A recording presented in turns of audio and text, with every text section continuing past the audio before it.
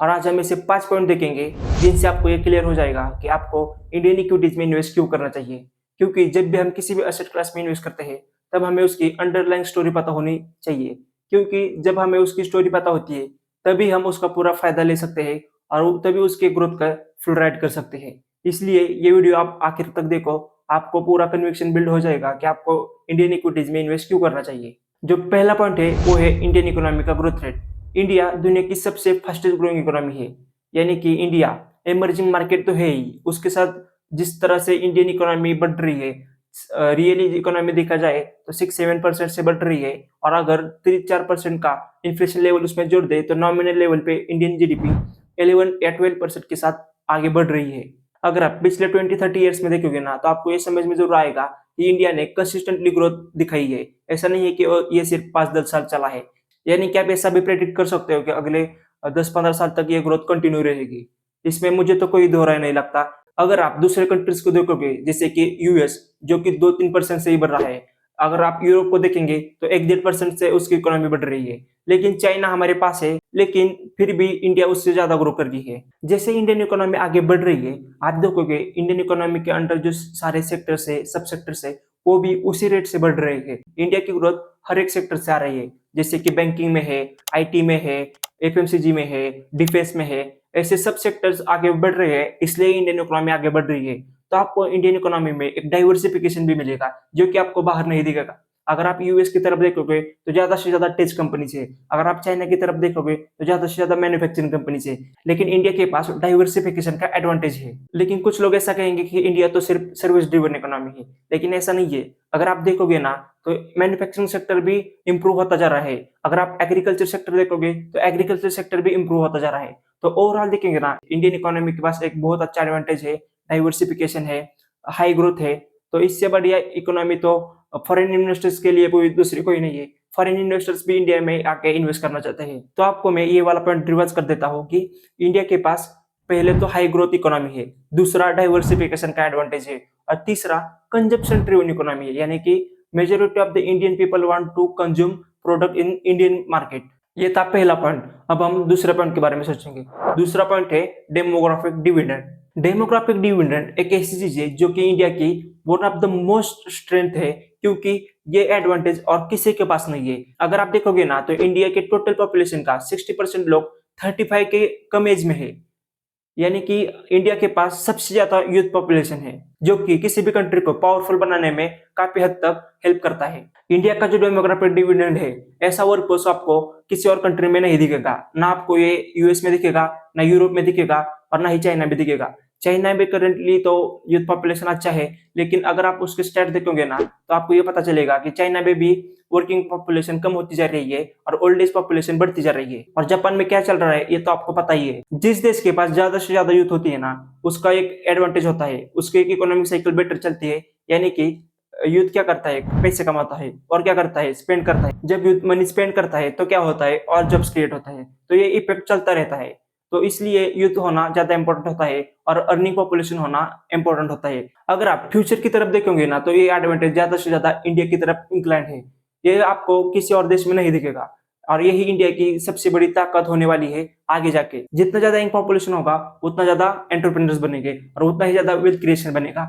और अगर प्रोडक्टिव काम करते ही रहते हैं तो इंडिया को कोई स्टॉप नहीं कर सकता। तीसरा और इम्पोर्टेंट पॉइंट है rising earning capacity of the Indian families. अब जो फिलहाल आप ट्रेंड देख रहे होंगे कि मिडिल क्लास धीरे धीरे धीरे रिच होता जा रहा है, यानी कि अर्निंग कैपेसिटी बढ़ रही है।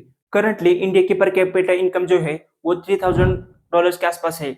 जैसे कि आपको पता है कि ये थोड़ी कम है, लेकिन जब भी किसी भी कंट्री $3,000 इकोनॉमी को पार करती है तो उसमें एक एक्सपोनेंशियल ग्रोथ आती है। आपने ये जापान के साथ भी देखा होगा, आपने चाइना के साथ भी देखा होगा, क्योंकि after $3,000 per capita discretionary spend बढ़ जाता है, इसलिए एक एक्सपोनेंशियल इफेक्ट आ जाता है। इंडियन इकोनॉमी मेजरली डिपेंडेंट है इंडियन कंजप्शन पर, जो यानी कि इंडिया के जो लोग हैं उनके कंजप्शन पर। ऐसा नहीं है कि बाहर के कंट्रीज पे ज्यादा डिपेंडेंट है।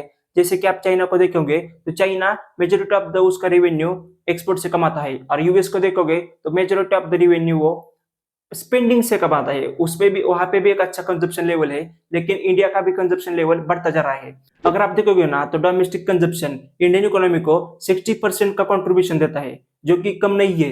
यानी कि इंडियन इकोनॉमी एक कंजप्शन ड्रिवन इकोनॉमी है, यानी कि इंडिया खुद के लोगों के ऊपर भरोसा रख के आगे बढ़ने वाली है। अगर आप देखोगे ना तो आपको पता चलेगा कि एफएमसीजी सेक्टर है, डिफेंस सेक्टर है, डिस्क्रिशनरी पेंट है, ये सब डबल डिजिट में ग्रो हो रहा है। यानी कि इंडिया के पीपल को ज्यादा से ज्यादा खरीदना है, ज्यादा से ज्यादा स्पेंड करना है, उनको उनकी लाइफस्टाइल अपग्रेड करनी है। अगर मैं खुद की बात करूं तो मुझे भी घर खरीदना है, मुझे भी गाड़ियां खरीदनी है, मुझे भी पैसे स्पेंड करने हैं। अगर आप देखोगे तो इंडिया में कंजप्शन का ट्रेंड आगे जाते ही रहने वाला है, तो आपको इस पर ध्यान देना जरूरी होगा। ऐसा भी नहीं कि इंडिया में हर जगह हर एक प्रोडक्ट का पेनिट्रेशन ज्यादा हो गया है, नहीं, बिल्कुल नहीं। अगर आप गांव में देखोगे तो बहुत ज्यादा सर्विसेज अनअवेलेबल है, वहां पे भी एक अपॉर्चुनिटी है। इंडिया में जो कंजप्शन बूम होगा उसका अंदाजा आप इसी चीज से लगा सकते हो कि इंडिया में एसीज का पेनिट्रेशन लेवल 3-4% है, जो कि बाहर के देशों में 50% के आसपास है। और फोर व्हीलर का पेनिट्रेशन देखोगे वो भी बहुत लो है।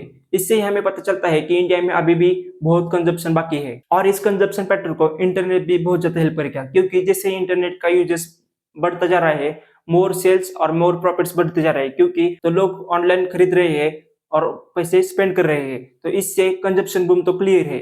ये था तीसरा पॉइंट, जिससे आपको ये पता चल गया होगा कि कंजप्शन एक बहुत बड़ा ट्रेंड है और consumption he majority of the economies को एक पावरफुल इकोनॉमी बनाता है। चौथा पॉइंट है political stability and the policy improvements. जब जब सरकारें बदलती है ना, तब बिजनेसमैन को एक प्रॉब्लम होती है, क्योंकि सरकारें जब बार बार बदलती है तब वो पॉलिसी को बार बार चेंज करती है। तो बिजनेसमैन लोगों को कैपेक्स करने में बहुत ज्यादा प्रॉब्लम होता है, उनको बिजनेस में इन्वेस्ट करने में बहुत ज्यादा प्रॉब्लम होता है, क्योंकि पॉलिसीज हर बार चेंज हो रही है। इसमें एक फियर का वातावरण होता है और लोग डर जाते हैं। इसलिए गवर्नमेंट को स्टेबल होना जरूरी होता है, क्योंकि बिजनेस पॉलिसीज भी स्टेबल रहे। अगर आप करंटली इंडिया का सिनेरियो देखोगे ना, तो आपको यही समझ में आएगा कि इंडिया में फिलहाल सरकार तो स्टेबल है। पिछले 3 टर्म से बीजेपी पावर में है और वही पॉलिसीज आगे बढ़ा रही है। और बीजेपी का एक मिशन है 2047 में इंडिया को एक विकसित भारत बनाना और पावरफुल कंट्री बनाना।